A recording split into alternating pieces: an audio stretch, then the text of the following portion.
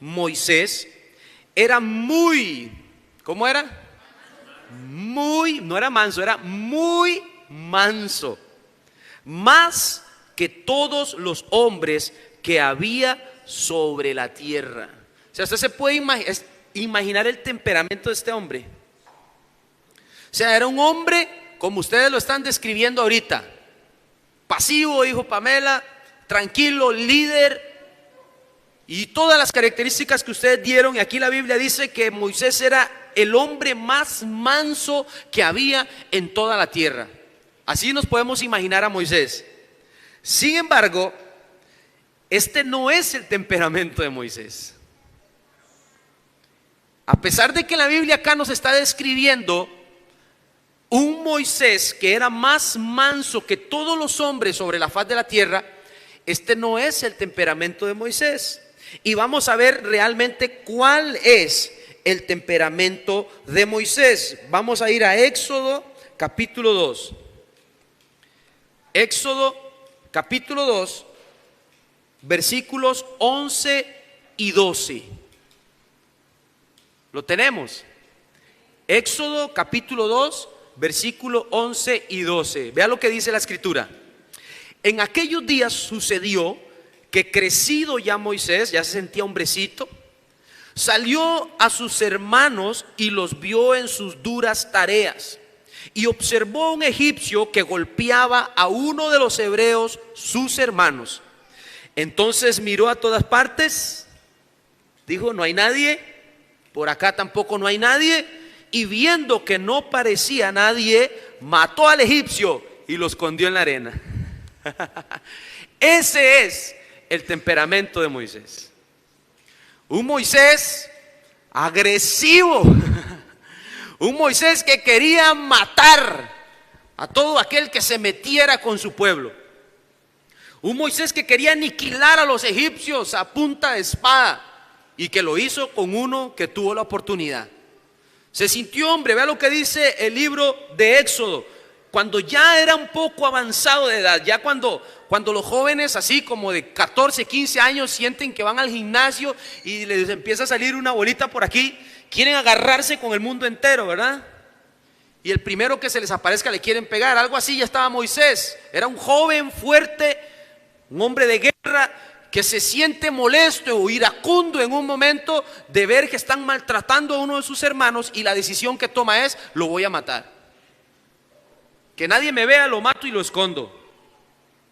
Por esta razón, la Biblia nos enseña realmente el temperamento, porque el temperamento, según la ciencia, es la estructura, oiga bien esto, es la estructura base donde se construye la personalidad de un individuo. Y la ciencia determina que el temperamento es fijo y es invariable, o sea, nunca cambia. Si usted es sanguíneo, será sanguíneo eternamente. Si usted es flemático, será flemático eternamente. Eso es lo que la ciencia dice. Ese es mi temperamento y es desde mi nacimiento. Usted no adquirió ese temperamento ahorita que se hizo viejo, no, usted creció con él.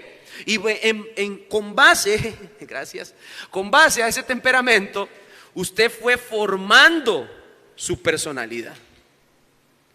Y conforme lo que le fue sucediendo en su adolescencia, en su adultez, su niñez, su vejez, ahí usted fue formando su personalidad. Entonces ahí donde decimos: por eso es que él es tan callado, es que aquel es tan agresivo, es que aquella persona es definitivamente, no se le puede ni hablar porque todo lo toma, como dice aquí, un temperamento es muy sarcástico, lo toma como con doble sentido, siente que todo es un ataque. Y también podemos decir: por eso es que esta persona es muy servicial, por eso es que esta persona siempre va adelante. Qué lindo es trabajar con esta persona, es un líder innato, porque vamos formando nuestra personalidad con base a nuestro temperamento. Entonces, esto es muy importante que lo sepamos, porque usted tiene que entender cuál es su temperamento, porque por ese temperamento que usted posee, así es como usted se está comportando en la iglesia, en la universidad, en el colegio, con su familia, con sus padres, con sus compañeros de trabajo. Por ese temperamento es que usted se comporta de esa manera. Y hay más de alguno que quizá puede decir: pero ¿qué Moisés más agresivo? ¿Cuántos que tienen un temperamento como el de Moisés en algún momento han pensado, cómo me gustaría echarme a este hombre? Pero no han podido. Les han hecho algo que ustedes dicen, ¿cómo me dolió esto y cómo me molesta esto? Ojalá, si lo pudiera matar, lo mato. Y no somos en nada diferente a Moisés de eso, pero en el corazón quizá lo hemos sentido, en el corazón quizá lo hemos pensado, y eso nos pone en la misma situación. Tenemos un temperamento y algo hay que hacer. ¿Y qué es lo que pasa? ¿Por qué la Biblia describe primero un Moisés asesino y luego nos describe que es el hombre más perfecto de toda la tierra? O sea, ¿qué es esto? Nos está hablando de que la Escritura efectivamente nos está hablando de algo acá, y es que el temperamento es algo que traemos del nacimiento, pero que fue adquirido por causa del pecado. Yo quiero que ahora entendamos esto hoy. Ese temperamento que usted tiene, sanguíneo, colérico, flemático, eso es parte y es producto del pecado original. Porque Dios nunca quiso hacernos a nosotros así. Dios nunca quiso hacernos con defectos. Él nunca quiso hacernos a nosotros imperfectos. Qué bonito, porque mi temperamento tiene virtudes. Sí, tiene virtudes, pero también tiene defectos. Y defectos horribles. Defectos que si yo no los pongo en Dios, me pueden llevar a cometer actos atroces, terribles para lo que es la moralidad, los valores y demás. Entonces el temperamento es producto del pecado original. Y vea lo que dice la Escritura en Génesis capítulo 2. Génesis capítulo 2. Dice en el versículo 16. Génesis capítulo 2, verso 16, dice así la Escritura: y mandó Jehová Dios al hombre diciendo: de todo árbol del huerto pueden comer, mas del árbol de la ciencia del bien y de qué, y del mal, no coman, porque el día que de él coman, ciertamente morirán. ¿Cómo son nuestros temperamentos? Tienen bien y tienen mal, ¿cierto? Eso fue lo que nunca tuvieron que comer Adán y Eva: el conocimiento del bien y del mal. Ese temperamento que es bueno y que es malo a la vez, es lo que adquirimos por el pecado original. Y es lo que Dios nunca quiso que nosotros tuviéramos. De hecho, dice la Escritura, hablando en temas futuros, apocalípticos, escatológicos, como usted quiera llamarlo, que cuando Cristo venga por nosotros nos va a restaurar y nos va a devolver la imagen con la cual nos creó. Y cuando usted estudia la imagen con la cual Dios nos creó, es una imagen santa, pura, perfecta, sin debilidades, sin imperfecciones. No tienen esos. ¿Por qué? Porque pasamos a ser semejantes a los ángeles. ¿Cómo era Adán y Eva? Personas intachables que tenían libre albedrío, que poseían libre toma de decisión, mas sin embargo no por sentimentalismos. Quiere decir que cuando Eva y Adán pecaron, lo hicieron con voluntad, sin sentimientos de por medio. Lo hicieron por voluntad de decir: queremos hacer lo contrario a Dios, simplemente porque nos da la gana. Porque no habían esos sentimentalismos. No existía eso de que somos débiles. No, Dios hizo al hombre perfecto. Amén. Él nos hizo perfectos. Y esa perfección fue rota, fue quebrantada cuando el hombre decide por voluntad fallarle a Dios.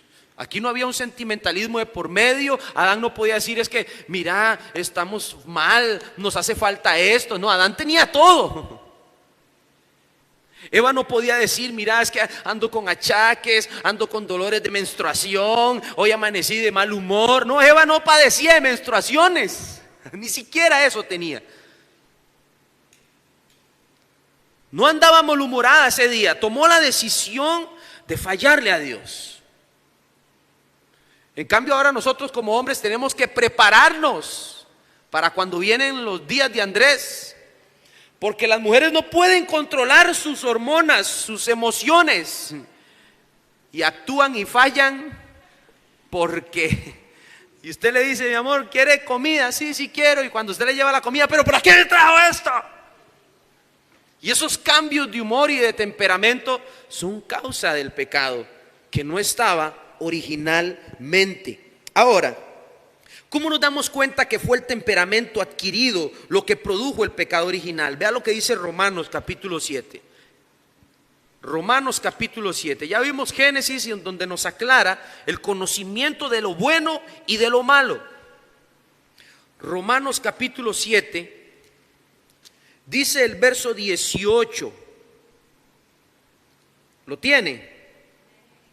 Vea lo que dice el apóstol Pablo: yo sé que en mí, esto es, en mi carne, está hablando él de su temperamento, no de su espíritu, porque ya en este momento que él escribe esto, es un hombre nacido de nuevo que tiene al Espíritu Santo. Por eso aclara y dice: yo sé que en mí, y esto es en mi carne, en mi temperamento, no mora el bien, porque el querer el bien está en mí, pero no el hacerlo.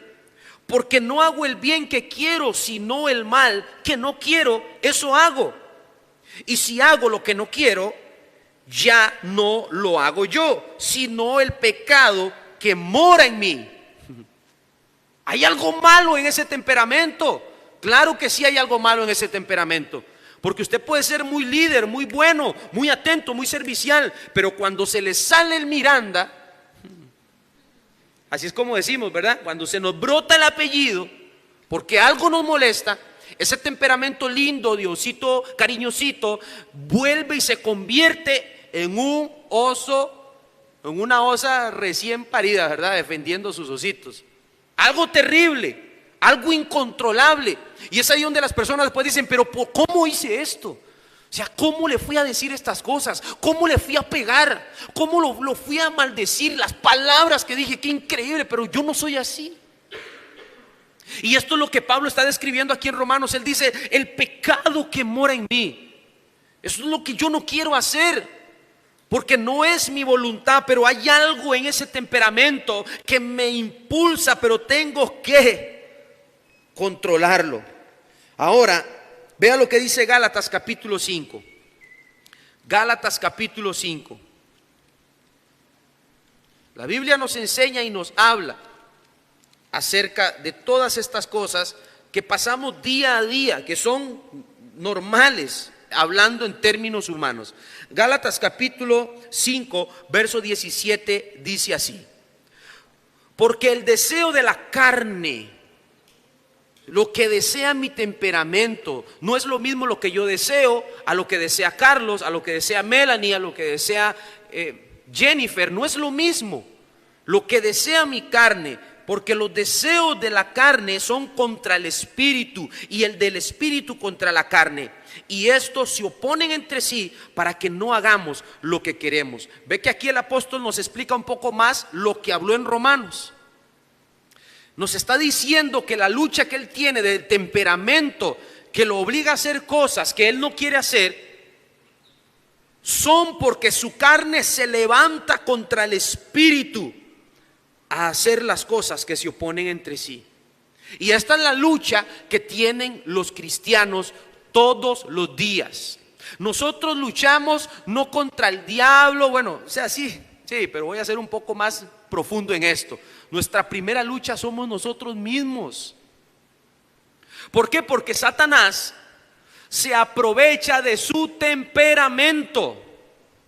Él va a tomar su temperamento y él sabe dónde está el punto débil, dónde está, como dicen, el talón de Aquiles, en donde va a hacerte tropezar por tus mismas debilidades. Y es donde Santiago nos explica y dice: nadie que diga que le falla a Dios, le falla porque Dios lo empujó a fallarle, sino porque por sus propias debilidades le falló a Dios.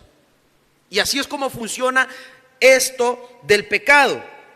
Ahora, vamos de nuevo a Números capítulo 12 y vamos a ver nuevamente esa descripción que hace la escritura de un Moisés completamente manso. ¿Y por qué lo describe el hombre más manso de toda la tierra?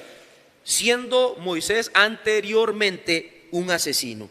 Vea lo que dice Números capítulo 12. El título dice: María y Aarón murmuran contra Moisés, ¿cierto? Aquí hay algo terrible en esto.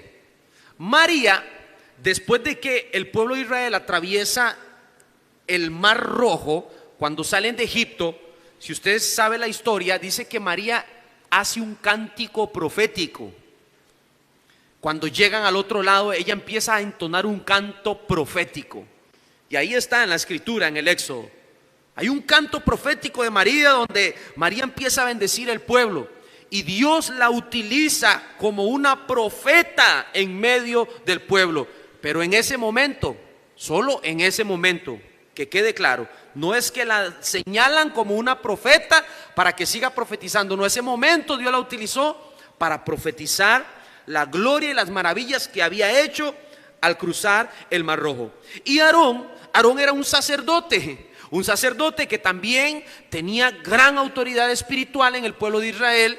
Presentaba los pecados del pueblo ante Dios, participaba en las ceremonias oficiales, así que no era cualquier bombetas.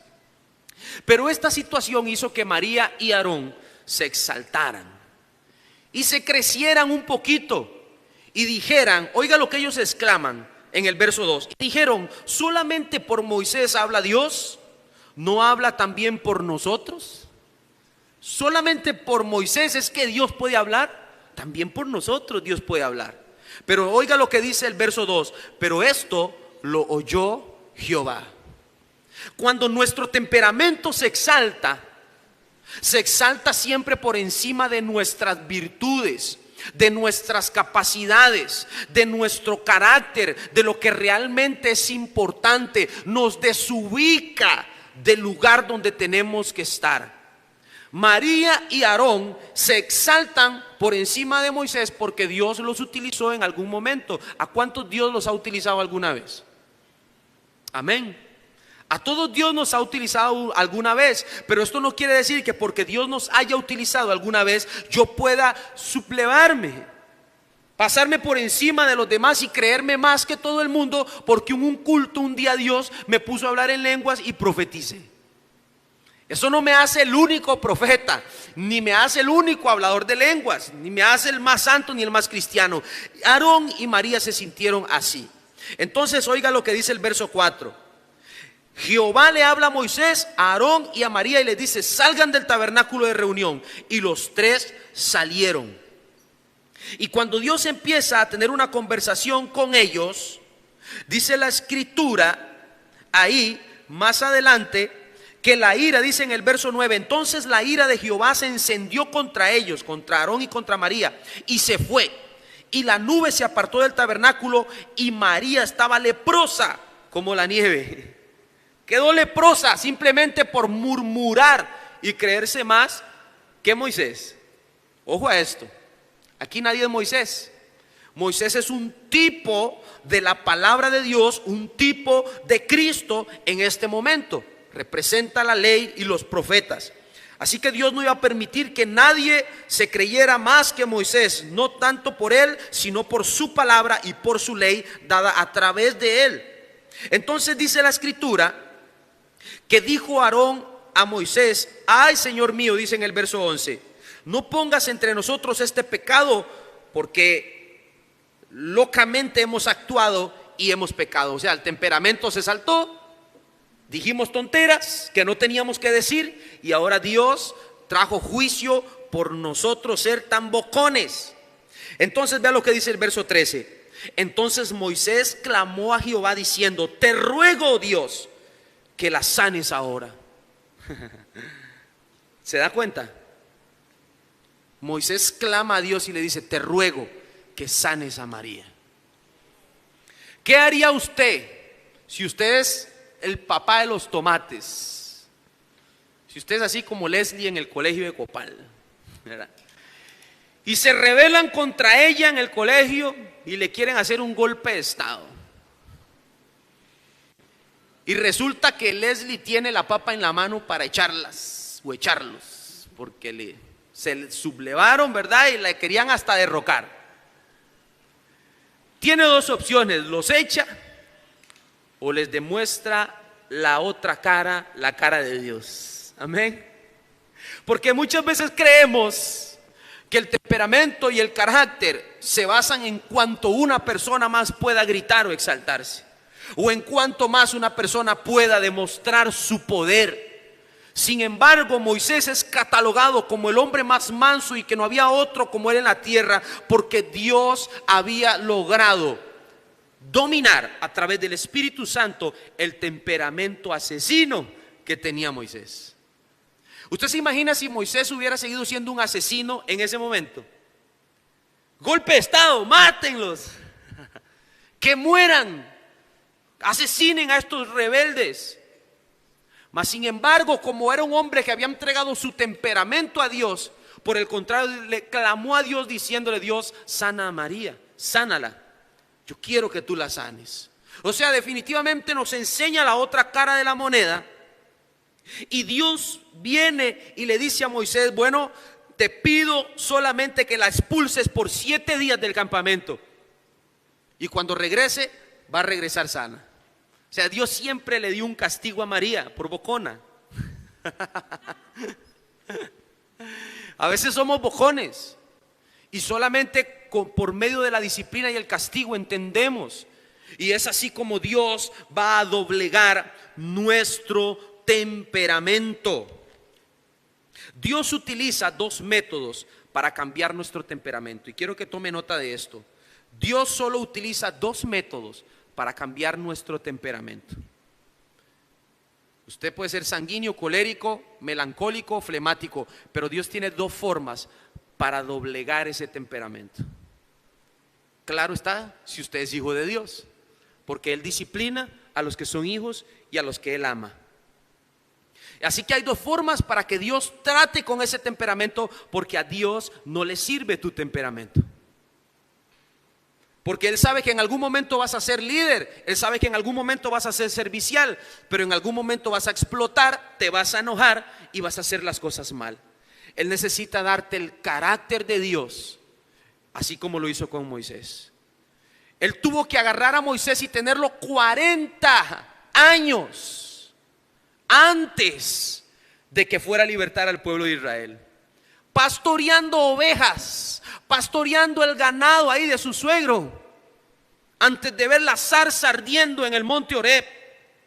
40 años su carácter siendo formado y doblegado, para que cuando Moisés llegara ante la zarza, un asesino le pudiera decir a Dios: yo no puedo ir a ese pueblo porque soy tartamudo, porque soy medio jetas, me tropiezo con la pierna derecha, no puedo. Ya era un Moisés domado cuando estaba en la presencia de Dios. Y así necesita Dios que nosotros estemos ante su presencia, a tal punto que digamos y seamos honestos en decir: Dios, yo no puedo hacerlo, no está en mí, yo no tengo el carácter, mi temperamento no sirve para el trabajo de Dios, mi temperamento y mis características no funcionan en el reino de Dios. Pero es ahí donde Dios te dice: yo voy a llenar tu boca, como le dijo a Moisés. Y cuando abras tu boca dirás: yo soy te envía, yo soy te manda. Yo no vengo porque soy Moisés, porque tengo un título, porque fui egipcio. Yo vengo porque yo soy me envía, y Él me da la capacidad para hacer las cosas. Y así fue como Dios resumió todo. Nada más vas a decir: yo soy te envía. No tienes que decir más nada. No tienes que decir: soy egipcio, yo maté a fulano, yo te entrené con los egipcios, soy letrado con todo esto. No, solamente dirás: yo soy es el que te envía. Eso es todo lo que Dios ocupa de ti: tu cuerpo, tu alma y tu espíritu, no tu temperamento. Gloria a Dios, amén. Ahora vamos a ver los 2 métodos que Dios utiliza para agarrar ese temperamento indomable que tenemos y sujetarlo a Él. Y el primero de ellos es su palabra. Dios utiliza su palabra para doblegar nuestro temperamento. ¿Qué dice 2 de Timoteo capítulo 3 verso 16? 2 de Timoteo, ¿quién lo puede leer? Segunda de Timoteo capítulo 3, 16 y 17.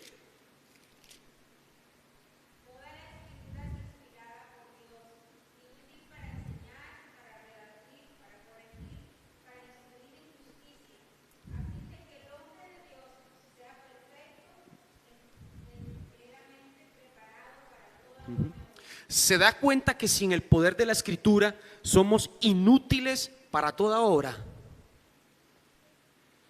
No lo digo yo, lo dice la Escritura. Es la Escritura, dice acá, la que me enseña, la que me corrige y la que me instruye para que yo sea perfecto para toda obra. Quiere decir que si en mí no está la palabra, soy inútil. Así soy, inútil. Para ejercer la obra de Dios, para hacer el trabajo y la tarea de Dios, yo necesito su palabra, porque ella me va a enseñar, me va a corregir y me va a redarguir. Las normas de la Escritura, la moral de la Escritura, la fe de la Escritura, el poder de la Escritura son las cosas que yo necesito para hacer la obra de Dios. No tenemos nada que presumir ante Dios de lo que nosotros seamos o las virtudes que tengamos o nuestro temperamento, porque Dios quiere quitarlo. Él necesita implantar en nosotros a través de su palabra ese carácter y quitar el temperamento, hacerlo a un lado. Ahora, ¿qué sucede? Yo quiero que usted analice esto. ¿Cuántas veces usted viene a la palabra de Dios? ¿Cuánto sabe usted de la Escritura? ¿Cuánto sabe usted de las normas, de los mandamientos que Dios tiene en la palabra de Dios? Ese conocimiento que usted tiene y ese conocimiento que usted pone en práctica, así es lo que está predominando en usted. Y si usted tiene un conocimiento nulo, poco, muy poco, regular, re malo, eso quiere decir que en usted opera más su temperamento que el carácter de Dios, porque Dios nos doblega a través de su palabra. Amén. Hay personas que a veces dicen, hermano, es que yo estoy esperando y creyendo en la palabra que me dio el profeta tal. Porque a mí vino un profeta y me dijo, usted va a hacer esto, va a hacer lo otro. Vea, mi hermano, Dios dice en su palabra, Él enseña en su palabra, Él corrige en su palabra y Él instruye en su palabra. Hay gente que está esperando simplemente en una palabra que alguien le dio. Y si se la dieron, no la vamos a minimizar, no la vamos a desperdiciar. Pero Dios te va a utilizar por lo que tú estés en la palabra. No porque alguien haya dicho simplemente. La palabra se va a cumplir en mí si yo tengo entendimiento de las Escrituras. Ahora, vea lo que dice San Juan, capítulo 8, verso 32. San Juan, capítulo 8, verso 32. Dice así la palabra de Dios. Y conocerán la verdad, y la verdad los hará libres. ¿Libres de qué? De la ley del pecado original, de lo que nos separa de Dios. Despiértense. Están dormidos, ¿verdad? De lo que nos separa de Dios, de eso nos va a hacer libre la verdad. ¿Y qué es la verdad? ¿Qué dice San Juan capítulo 17, verso 17? Que alguien me lo lea. San Juan 17, 17.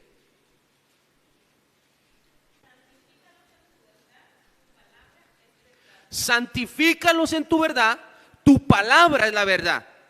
Entonces, ¿qué necesitamos conocer? La palabra. Solo la palabra nos liberta de un temperamento incontrolable. Solo la palabra de Dios nos hace útiles, porque es su palabra la que nos santifica. Su palabra es la verdad que conoceremos y ella nos hará libres. Ahora, Satanás trabaja en nuestro temperamento, haciéndonos creer una mentira. ¿Y cuál es la mentira que Satanás nos quiere hacer creer en nuestro temperamento? Él nos quiere hacer creer que algo nos hace falta. ¿Cuántos han pensado alguna vez que algo les hace falta? Todavía lo están pensando, ¿verdad? Eso que usted dice que te hace falta es la mentira que Satanás te quiere hacer creer hoy. Y te lo digo así sinceramente, con todo el corazón y porque los amo. Lo que usted está pensando ahorita que te hace falta, obviamente que no sea Dios, es la mentira que el diablo te quiere hacer creer para tenerte y de ahí no puedas avanzar. No tenerlo todo no es sinónimo de estar incompleto. Y por eso es que es una mentira creerle esto al diablo. Porque no tener todas las cosas quiere decir que estamos incompletos. ¿Cuántos tienen una nave espacial? ¿Cuántos quieren un cohete? ¿Verdad que no? No lo necesitan. Ni siquiera piensan en eso. Han pensado tener, mira, me gustaría tener un crucero estacionado ahí en Puerto Caldera. ¿Quién ha pensado en eso? No lo necesitamos. ¿Lo tenemos? No lo tenemos. Así que no tener todas las cosas no es sinónimo de estar incompleto. Así que no tener lo que crees que necesitas no es sinónimo de que algo te haga falta. ¿Sí me voy a entender? Lo que estás pensando que necesitas y no lo tienes no es sinónimo de que estés incompleto. Y esa es la mentira con la que Satanás trabaja al día de hoy. ¿Qué le dijo Satanás en Génesis capítulo 3 a Eva? Come del árbol de la ciencia del bien y del mal. Pero en el capítulo 2 usted lee cuando Dios dice, de todo árbol que tenían en el huerto, podían comer de todo, saciarse de todo. Pero sin embargo Satanás los hizo enfocarse en lo que no tenían, lo que les hacía falta. Y el hecho de que te enfoques en lo que te hace falta va a hacer que te desenfoques de lo que tienes. Y cuando Satanás logra esto a través de la mentira, que te enfoques en lo que no tienes para que descuides lo que tienes, es ahí donde vas de picada completamente fuera de la voluntad de Dios. ¿Y por qué digo esto? Porque es entonces donde escuchas comentarios como, si mis hijos fueran como los de Julano o los de Julana, entonces sería mejor la vida. Pero no valoras que tienes hijos para formarlos, porque cuántas personas desean tenerlos y no los tienen. Es ahí donde Satanás te enfoca y te dice, si mi esposo fuera, si mi esposa fuera, vea, Vanessa me hace. Pero tienes un esposo, tienes una esposa. Y te hace enfocarte. Y la soltera dice, quiero un esposo, lo necesito. Y Satanás quiere tenerlo enfocada ahí. El soltero dice lo mismo, necesito una esposa. ¿Realmente la necesitas? ¿O es que Dios no te llena? El casado dice, necesito un psicólogo. Amén. Yo lo necesito, vamos, ahora hablamos. Pero eso es lo que Satanás quiere hacernos, enfocarnos en lo que no tenemos. Porque cuando hacemos eso, perdemos de vista lo que Dios nos ha entregado. Ahora pasaron a mi casa a censarme. Y la muchacha se quedó así y me dice, ese es su hijo mayor. Dice, machito. Y digo, sí, pero es mío, le digo, es mío. Y me dice, no lo digo por eso. Dice, no, la estoy vacilando, le digo. Es mío, le digo, ¿verdad? Pero entre todas las preguntas, si ya usted lo censaron, dentro de todas las preguntas que le hacen, le preguntan, ¿y las paredes de su casa en qué estado están? Y, bueno, digo yo, están buenas. ¿Y el zinc de su casa cómo está? Pues bueno. ¿Y el piso? Pues está bien. Y son preguntas un poco extrañas, pero que cuando ella me las dijo, entendí que estoy bien. En ningún momento dije, las paredes de mi casa están malas, se están cayendo. Nunca dije, el piso de mi casa está malo. Estoy bien. Pero muchas veces yo puedo decir, no, pero quisiera las paredes en granito. Y no doy gracias por lo que tengo. ¿Cuántos viven acá? ¿Viven bien? Sí, vivimos bien. ¿Están enfermos? No, no estamos enfermos. Estoy bien. Y Dios me hace ver que estamos bien y que le puedo dar gracias a Él por lo que tengo. Y no enfocarme en lo que no tengo, porque esa es la mentira de Satanás. para hacer que mi temperamento se levante y empiece a sentirme, como les dije ahorita, una de las características, ansioso, vengativo. Y se da cuenta que las características malas de los temperamentos es como estar leyendo las obras de la carne de Gálatas capítulo 5. Vengativos, asesinos. O sea, son cosas dañinas las que portamos en nuestro temperamento, de la cual Dios quiere libertarnos. Si yo tuviera la vida del hermano, muchas veces decimos, si tuviera la vida de Dani, si tuviera la vida de Naila, todo fuera mejor para mí. Pero tienes vida. Y en Dios es muy valiosa.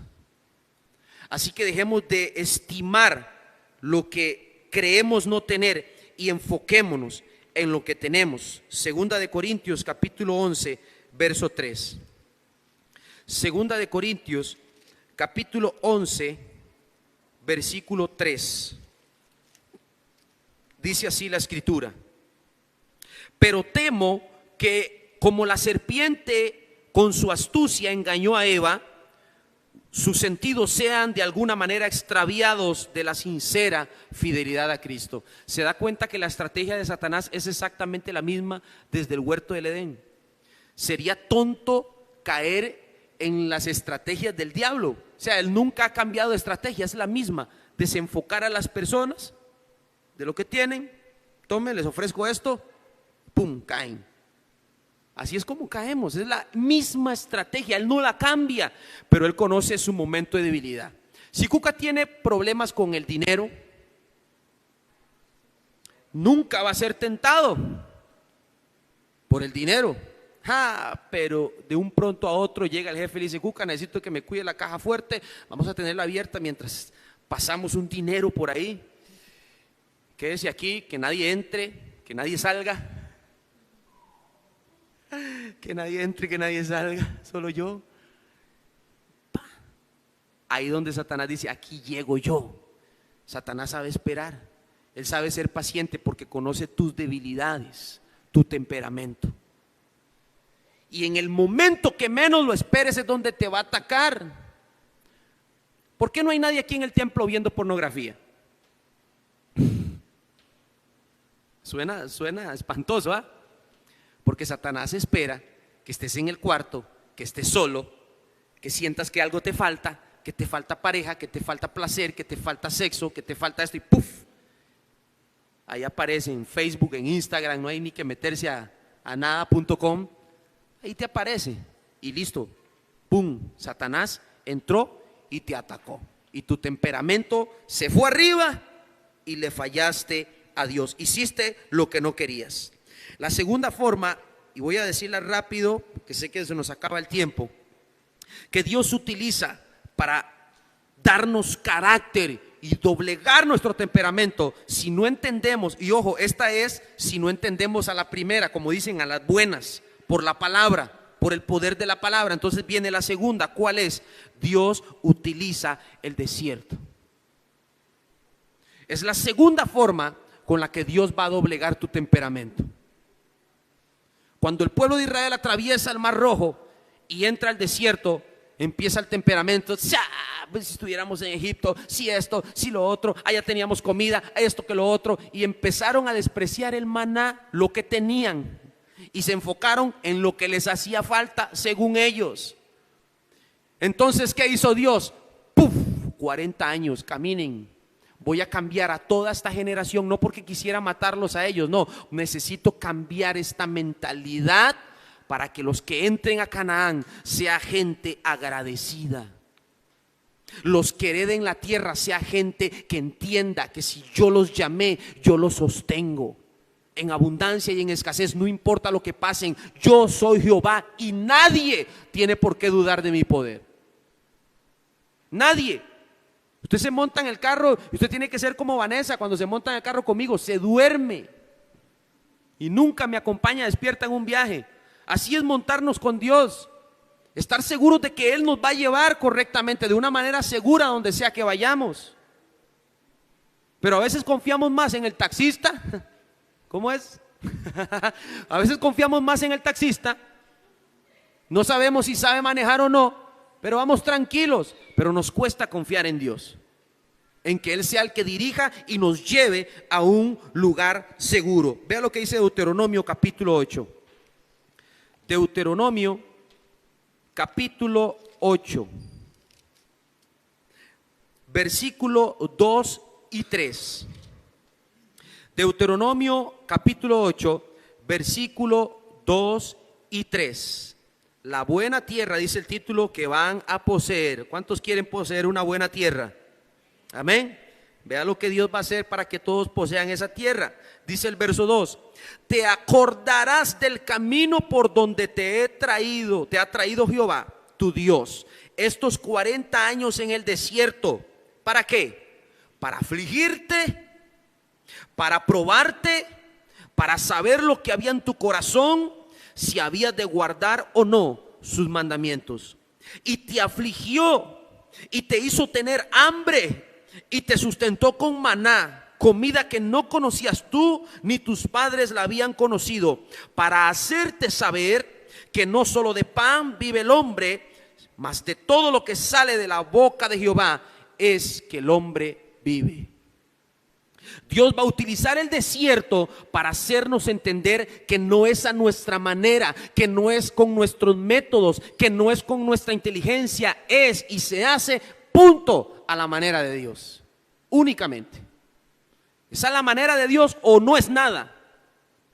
Y Dios nos pasa por el desierto para hacernos entender esto en nuestro temperamento. Si no queremos entender por su palabra, viene el desierto. Y lo vas a tener que pasar y lo vas a tener que cruzar, y en victoria, porque eres un hijo de Dios, porque Dios te ama, porque no es un castigo, es disciplina, y Dios te ama y te quiere formar un carácter así como Moisés, que cuando alguien vea y hable de ti puedan decir: es el hombre más manso, la mujer más correcta que yo conozco. No hay otro, no hay otra como él, como ella, aquí en el trabajo, aquí en la casa. Es intachable en sus palabras, en cómo contesta. Aunque le hablen feo, contesta con autoridad. No paga con la misma moneda. Ese es el carácter que Dios quiere formar en nosotros. Amén. Oseas capítulo 2, verso 14. Y con esto finalizamos. Oseas capítulo 2, verso 14. Si alguien lo quiere leer, Oseas capítulo 2, verso 14 y luego el 17.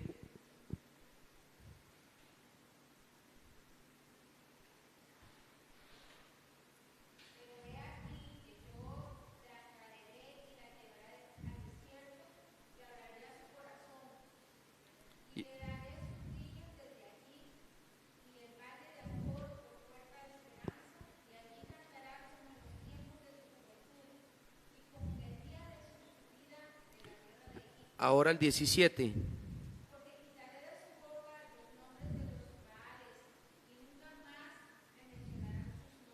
Amén. ¿Para qué Dios te lleva al desierto? Para demostrarte su amor, para sacar de tu corazón el temperamento que te hace pecar, el temperamento que te hace fallarle a Dios, para demostrarte que te ama.